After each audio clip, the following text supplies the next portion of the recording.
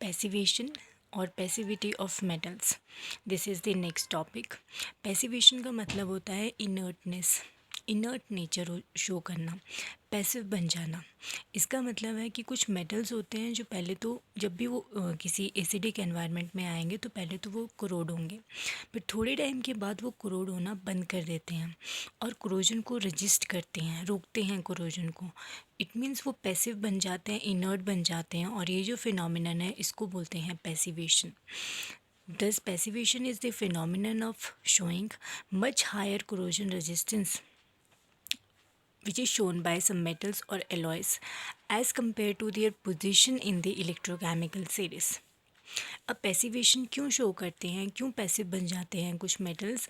अब जैसे हम titanium, aluminium, chromium, stainless steel जिसमें कि क्रोमियम प्रेजेंट होता है, अब इन एलॉयज़ की या इन मेटल्स की बात करें तो जब भी ये एसिड के कांटेक्ट में आएंगे तो थोड़ा कोरोड होंगे, पर थोड़े टाइम के बाद ये पैसिव बन जाएंगे और कोरोड होना बंद कर देंगे, और उतने ही कोरोड होंगे जितने ये इनिशियली हुए थे। अब जैसे यहाँ पर एल्यूमिनियम है, एल्यूमिनियम जो है वो कंसनट्रेटेड HNO3 के कांटेक्ट में आया। अब इसने क्या किया, इस एल्यूमिनियम ने, ये concentrated HNO3 strong oxidising agent है, तो एल्यूमिनियम क्या करेगा, ऑक्सीडाइज हो जाएगा और एल्यूमिनियम ऑक्साइड बना देगा। जैसे ये यहाँ पे ये जो फिल्म बन रही है, ये जो फिल्म है, ये अंदर का जो पार्ट है ये एल्यूमिनियम है, पर बाहर का ये जो पार्ट है, ये वाली जो फिल्म है, ये एल्यूमिनियम ऑक्साइड की फिल्म है जो इसने बनाई जब ये कंसनट्रेटेड HNO3 के कॉन्टैक्ट में आया। अब बाहर से ये फिल्म बन चुकी है, इसने अंदर वाले एल्यूमिनियम को पूरी तरह से कवर कर लिया है। अब जो एल्यूमिनियम है वो एसिड के कांटेक्ट में नहीं आ पा रहा, तो क्योंकि ये एसिड के कांटेक्ट में नहीं आ पा रहा तो इसका कोरोजन होना बंद हो गया, इसने कोरोजन करना बंद कर दिया, इसने कोरोजन को रजिस्ट किया और ये पैसिव बन गया, और इस फिनोमिनन को हम बोलते हैं कि ये पैसिवेशन है। तो it is because of the oxide film which is formed by aluminium, जो इसको प्रोटेक्ट कर रही है कोरोजन से। This phenomenon is passivation. Next topic is prevention and control measures of corrosion. कि अब हमने कोरोजन को रोकना है तो उसको रोकने के लिए हम क्या क्या ऐसी टेक्निक्स है, क्या क्या ऐसे मेजर्स है जो हम यूज़ कर सकते हैं। तो सबसे पहले हमारे पास आते हैं इंटरनल मेजर्स, और फिर हमारे पास आएंगे एक्सटर्नल मेजर्स। अब इंटरनल मेजर्स क्या होते हैं? इंटरनल मेजर्स का मतलब है कि हम मेटल्स की इंटरनल प्रॉपर्टीज़ को चेंज करेंगे। इंटरनल प्रॉपर्टीज़ का मतलब है जैसे उसकी कॉम्पोजिशन, उसका स्ट्रक्चर या उसकी फ़िज़िकल प्रॉपर्टीज़, उनको चेंज करेंगे और फिर उसको कोरोजन से बचाएंगे। तो इंटरनल मेजर्स में सबसे पहले हमारे पास टेक्निक आती है हीट ट्रीटमेंट। हीट ट्रीटमेंट वो टेक्निक है जिसमें हम मेटल को हीट करेंगे, अलग अलग तरीके से उसको कूल करेंगे, हीटिंग भी अलग अलग तरीके से उसको करेंगे, अलग अलग टेम्परेचर्स पे करेंगे, और उस वजह से उसकी जो फिज़िकल प्रॉपर्टीज़ है और जो मैकेनिकल प्रॉपर्टीज़ हैं वो चेंज होती हैं, पर उसकी केमिकल प्रॉपर्टीज़ अफेक्ट नहीं होती। तो वो क्योंकि उसके फिज़िकल स्ट्रक्चर में उसके चेंजेस आ रहे हैं तो इस वजह से वो कोरोजन को, कोरोड होना वो बंद कर देता है, कोरोजन को रजिस्ट कर पाता है टू सम एक्सटेंट। अब सबसे पहले हीट ट्रीटमेंट हम पढ़ेंगे क्वेंचिंग और हार्डनिंग। इसमें क्या करते हैं, मेटल लेते हैं और उसको रेड हॉट होने तक हीट करते हैं, मतलब उसको ब्राइटनिंग तक हीट करते हैं, और जब वो रेड हॉट हो जाता है उसके बाद उसको एकदम से पानी या ऑयल में डालते हैं और ठंडा कर देते हैं। तो एकदम से जब मेटल कूल होगा, गरम गरम कोई भी मेटल है बिल्कुल गरम है, रेड हॉट है, और एकदम से जब उसको ठंडा करेंगे पानी में डाल के, तो जिस भी साइज़, जिस भी स्ट्रक्चर में वो था वो उसी में सेट हो जाएगा, और इस तरह से जो मेटल बनता है वो बहुत ज़्यादा हार्ड होता है और ब्रिटल होता है। मतलब वो उसके ऊपर अगर हैमर करेंगे तो वो वायर्स नहीं बना पाएगा या उसकी शीट्स नहीं बन पाएंगी, वो टूट जाएगा, ब्रिटल नेचर होता है उसका, पर वो काफ़ी ज़्यादा हार्ड होगा, और ऐसा मेटल बनेगा हमारे पास क्वेंचिंग से। नेक्स्ट हमारे पास हीट ट्रीटमेंट आती है टेम्परिंग। टेम्परिंग में क्या करते हैं कि जो भी क्वेंच्ड मेटल था, जो यहाँ पे मेटल था क्वेंचिंग से हमें मिला, उसको लिया और उसको हीट किया, और उसको हीट करना है 500 to 600 केल्विन टेम्परेचर तक। उसके बाद उसको स्लो कूलिंग के लिए छोड़ देना है, अपने आप उसको ठंडा होने देना। तो इस तरह से जो मेटल बनेगा वो हार्ड तो होगा पर वो ब्रिटल नहीं होगा, हार्ड होगा वो पर वो ब्रिटल नहीं होगा। थर्ड ट्रीटमेंट हमारे पास आती है अनीलिंग। अनीलिंग में हम मेटल लेते हैं उस मेटल को रेड हॉट होने तक हीट करते हैं, ब्राइटनेस तक उसको हीट करते हैं और उसके बाद उसको स्लो कूलिंग के लिए छोड़ देते हैं। तो स्लो कूलिंग के बाद जब हमारे पास मेटल बनेगा वो सॉफ्ट होगा, मैलेबल होगा एंड डक्टाइल होगा।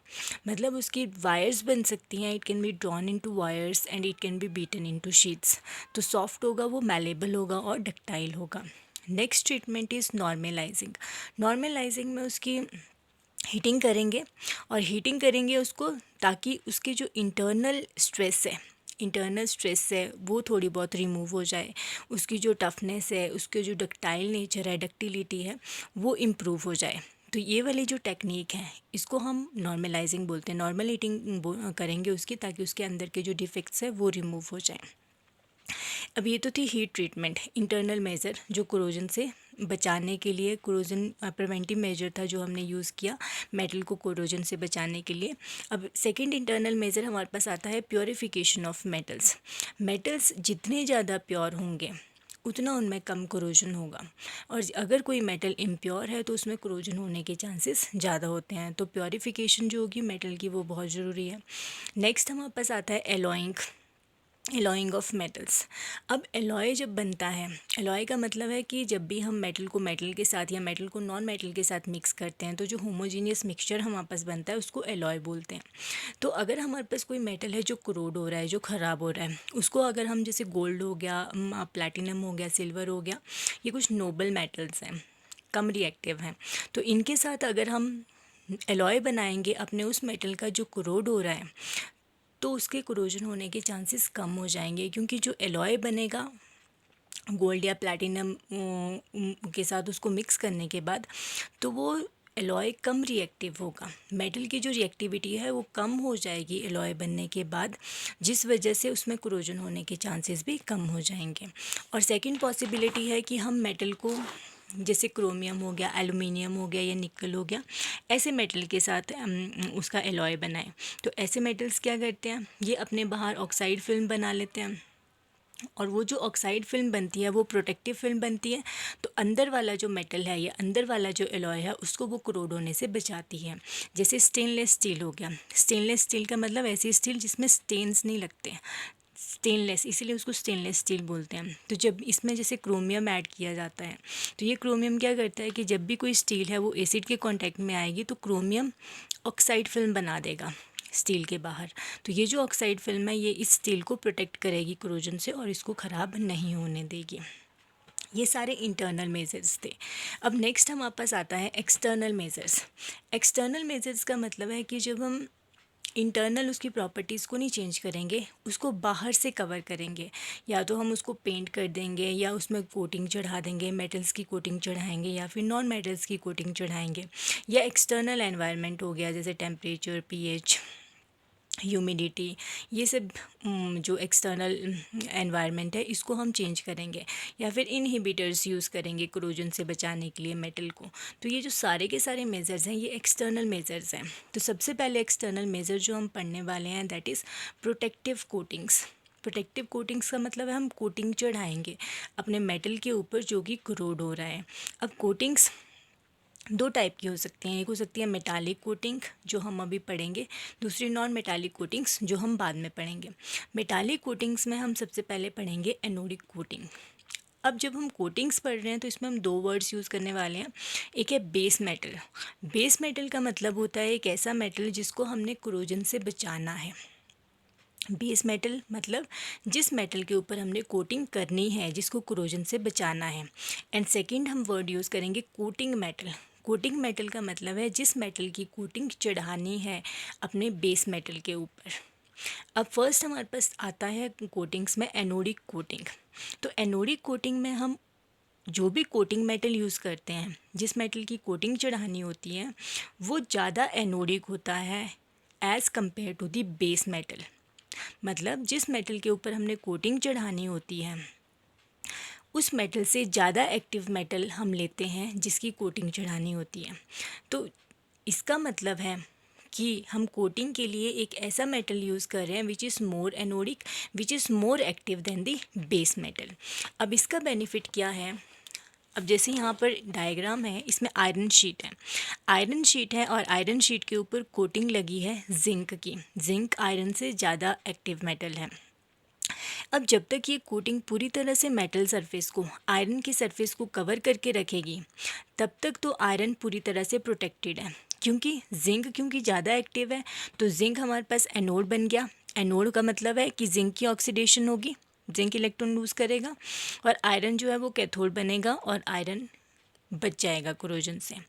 पर ये था जब पूरे का पूरा जो आयरन की शीट थी उसको जिंक ने कवर किया है। अब सेकंड पॉसिबिलिटी है कि अगर बाई चांस ये जो कोटिंग है ये ब्रेक हो जाती है, अगर ये टूट जाती है। अब अगर ये कोटिंग ब्रेक हो जाए तो हमारे पास आयरन जो है ये भी एसिड के कांटेक्ट में आ रहा है, ये जो हमारे पास जिंक है ये भी एसिड के कांटेक्ट में आ रहा है। आयरन के कांटेक्ट में भी एसिड है, जिंक के कांटेक्ट में भी एसिड है। अब जब ऐसी कंडीशन आएगी कि दोनों ही मेटल्स जो हैं they are in contact with the corrosive environment, तो ऐसी कंडीशंस में क्या होगा, वो मेटल रिएक्ट करेगा जो ज़्यादा एक्टिव है, जो ज़्यादा एनोडिक है। अब हमने कोटिंग के लिए ऐसा मेटल यूज़ किया है जो ज़्यादा एनोडिक है बेस मेटल से। इसका मतलब है जिंक जो है वो आयरन से ज़्यादा एनोडिक है और आयरन से ज़्यादा एक्टिव है। तो इन कंडीशंस में भी जिंक की ही ऑक्सीडेशन होगी।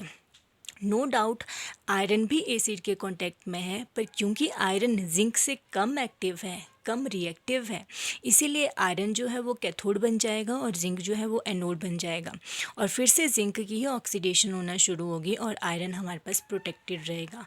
तो इस टाइप की कोटिंग का ये बेनिफिट है कि जब तक कि ये कोटिंग, जिंक की कोटिंग पूरी तरह से ख़त्म नहीं हो जाती, तब तक आयरन की शीट प्रोटेक्टेड रहेगी।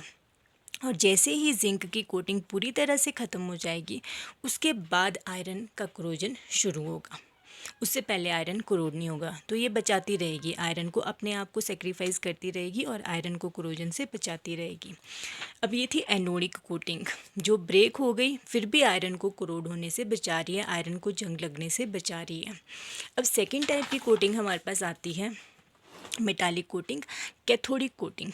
कैथोडिक कोटिंग का मतलब है कि कोटिंग करने के लिए जो हम कोटिंग मेटल यूज़ कर रहे हैं वो कैथोडिक है as compare to the base metal.